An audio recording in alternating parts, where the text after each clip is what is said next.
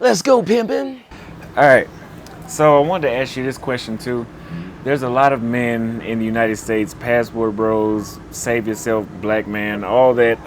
There's a large number of those dudes that don't like black women worldwide due to the fact of Americanization in the black women in the States over the decades, or you could say even the past century of them becoming Americanized, or not to be too controversial, which I really don't give a damn because my channel is controversial. I started off that. Right. White Americans, so-called, let's say institutionalized, I guess it's not the right word, but programming them to turn against their black male men and black male men, the black males, black men in the They States. just live with man. And, yeah. And they have become, as many would say, undesirable. And those men believe that black women like that are worldwide. And I've had this proven because even in certain groups on Facebook, which I won't name because I don't want to shame them, because I do like those groups, but I post African women and they have the most shit to talk about. I'm just posting a simple video of how good they look. Like, look at these women at this party I saw. Right. You know, and these women are different. You can approach them, and I'm saying that. And a lot of people thought that I hated black women because I used to say American women. Right. Maybe I could have said American culture, but I'm a specific guy. I like to be specific. So I said American women. There's an Americanization to people, even foreigners that move to America can start to become those women. Right. What do you have to say to those men about African women, let's say African women in general, or women in Latin America or Europe that are different? Let me address the elephant in the room first, before I just talk about African women or Kenyan women. First of all, from going to Howard University, the Mecca, and from my family, I've learned, how to love my people. Not dislike anyone else, so don't get me, I'm a Christian, so I love everybody. But my people, I really freaking love. And you have to understand, like, that whole what came first, the chicken or the egg.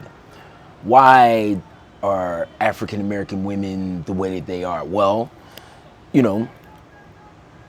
from the beginning of time, the man has tried to separate us. And once you pull the black male out of the household via job or financial problems or reasons or jail, you cut off the head, then the rest is going to follow. So you take the black male out of the house, then the black woman has to become like woman man, because she's got a lot of shit she got to deal with, like a lot of shit.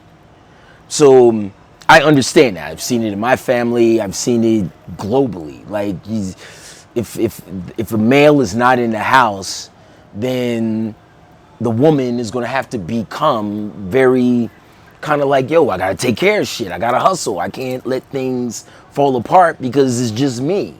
So I understand that, and I appreciate the fact that instead of running from it, I appreciate that extra spice that God, and the extra energy that God has blessed black women, not only in the States, but around the world with. They know how, there's nothing in the refrigerator, but they know how to make a meal. They know how to handle, negative thing after negative thing after negative thing after negative thing and keep it moving. I've seen it, many people wouldn't talk well about their exes. I'll speak highly about my ex-wife. She's a kick-ass woman. She's a boss. My mother, my sister, every woman I've ever had in my life has always been an aggressive, strong, my grandma, my nana, extremely strong woman. You can't talk shit to them. You can't take advantage of them, because they'll give it to you back. But they got to be that way because that's how they were raised. That's what society's done to them. So I always look at things on the glasses half full and not empty, half empty, because I look at our women and I look at them more so they're special. You know, I always say God gave them just a little extra sauce and spice because he knew what they was going to have to deal with. And it's not, I don't blame it on black men. I blame it on the system, really. Because during the 70s and 80s, well, shoot, freak the 70s and 80s, this goes back to slavery. When they would purposely demasculate the strong black men in front of the women so that he had no power. They've constantly done that during the 70s, during the drug wars, when they were literally started just locking up black men across the country, you know, and taking the fathers out of the homes so that so that our sisters had to fend for themselves. They weren't raised with fathers. They don't have a man in the house. They got a kid or two. Like, they gotta be tough. So I admire that. I love that shit because we just got that extra. And I don't look at it as, they're too tough, they're too manly, they're too, all that kind of crap. No, there's a reason. And you gotta address that reason. And once you understand that, you will understand the true beauty of African women throughout the diaspora. Let me stop you there. So, you said that we have to understand that. How has that been going? Because I don't see. Let's say this: Kevin Samuels was a man that wanted to address the. He was a man that wanted to address the God problem. bless you. He wanted to address the problem. He probably was too direct. He may have not been liked by many, but to be honest and to be factual, he addressed the problem and he tried to, maybe he didn't go about the right way doing it to some people. I think he did. But he wanted to address the issue of why the way they are and what they should do. And many have claimed from being in his Facebook groups and consultations, and some black women have even claimed that he's helped change their viewpoint. So what would you say? Would you say that addressing the issue, because I don't think, well, here's my thing too. When I left the United States, I found my peace of mind in dealing with the women and better. Addressing the issue, knowing the issue is good, but the solution, I would say, is to just go where you're appreciated. What would you say about that? All right, so if I was in the States right now, I'm sure I'd have a great woman that I enjoyed, and she enjoyed me, and we had a good life together. And we could, I believe that you can build with an African American woman. Really? I thoroughly believe that. And maybe it's the circles, again, that Howard HBCU circle that I'm in. He said that they were the worst, though. Nah. We're not going to address Kevin Samuelson because I'd say my personal opinion was 30% of the shit he said I really liked, and the other 70 I either didn't like or I didn't like how he could have rephrased it better. And I think we did more for shock value than facts. But that's just my own personal opinion on that. I personally believe there's tons of beautiful, intelligent, hardworking, kick-ass. That's the only place in the world, the U.S., is the only place in the world where you can go. I always say this. If you're in Atlanta and you're pulling up and you're in the BMW and you pull up at a stoplight and a sister pulls up next to you in a freaking Range Rover or a Porsche or a Bentley SUV, it's a really good chance that it's hers. And it's not her man's or her daddy's mama or her daddy's money. It's hers. It's the only place in the world where you can find African. And then if you followed her, she could pull up into a 4 or 5 bedroom mansion, you know, in the suburbs of Atlanta, and it's her shit. To me, that goes a long way. I like it because you can't find that. I already have my stuff, but it is kind of nice to partner with somebody that also has. And that, personally, I like that.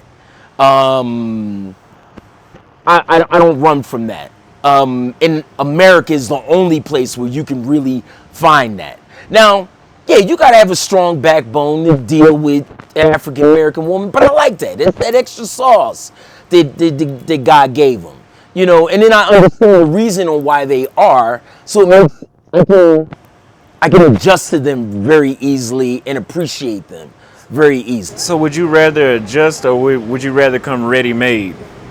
Both. I'm cool with both. Whatever's best for that particular time. You know, I like being here, but it's not like I like being here because of the women. I like being here because of the culture, the opportunities, and the quality of life.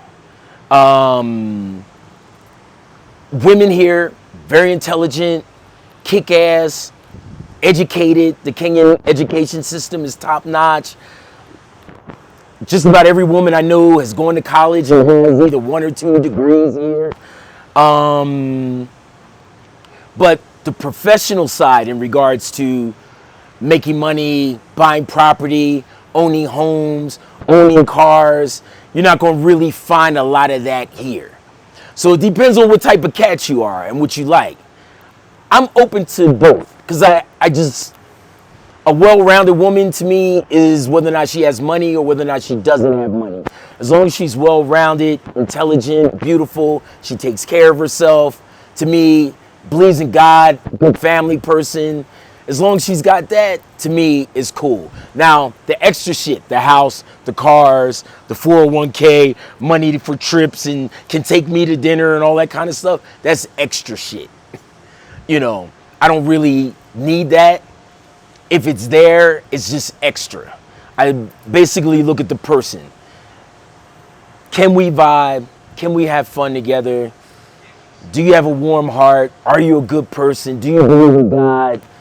Can I take you around my people? You know, that's all important to me. And then the rest of the stuff is extra. So 2 more questions. So for those American women that believe that they are let's say the American women that agree with Kevin Samuel's stuff, and would agree that they were somewhat damaged or maybe a little too masculine for the men. Do you think a solution would be the culture shock of coming to, let's say, somewhere like Tanzania, where the men are going to react completely different to that? Right. I'll tell you this: I don't hate American women at all. I know you don't. I may have talked a lot of shit about them when I was there. You say a lot of positive things, and I know and I know how you really feel. Okay, yeah, I talked a lot of shit about them when I was there. Right. I don't regret nothing I said. Yeah, I don't take back shit I said either. But I know I have 10 American women that are my friends that I met in that I met in Kenya and Tanzania. Sorry. Right. We hang out, we talk all the time, real cool.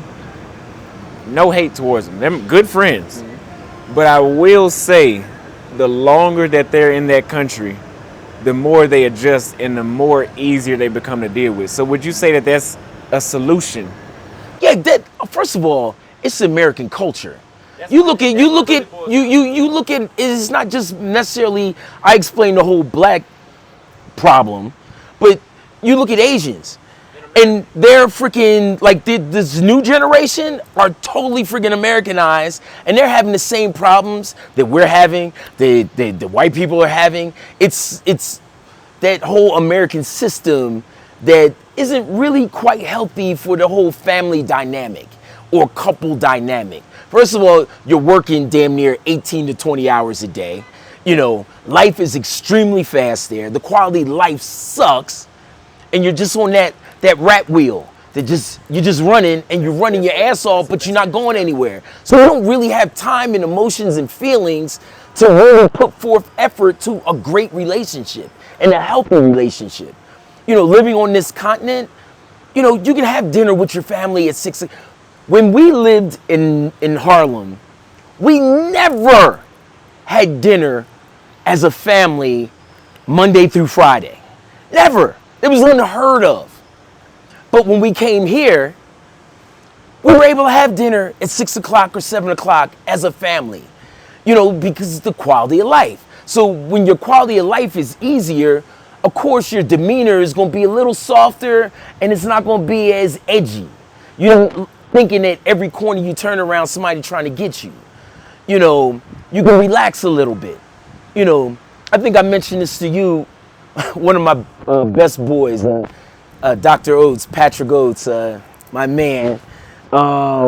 He said to me, because he traveled throughout Africa, and he said to me, Troy, when you come to Kenya, don't bring that New York 100% energy. Because first of all, you already got a lot of fucking energy. So don't bring because you're going to scare them. So literally, in Nairobi, I run at 70%. 75 when I need to turn up a little more. And at 75%, I'm still running faster and moving faster than damn near everybody else. But it's good for my health to run at 100% at all freaking times. It's good for my mind. It's good for my body. It's good for my spirit. Shit, at 57, I'll be 58 as well. I look better now than I did at 40, living in the States.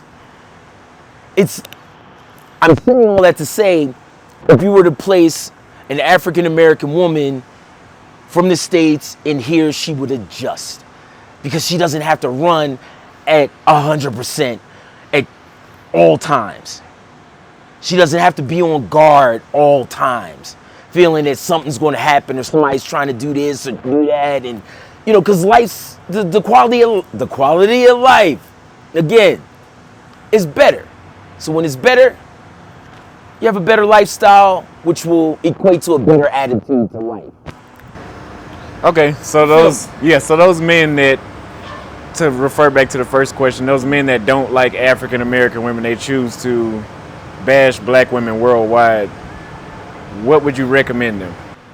Well, first of all, if you made it to that point where you want to say you're not messing with sisters worldwide, God bless you, there's no hope for that.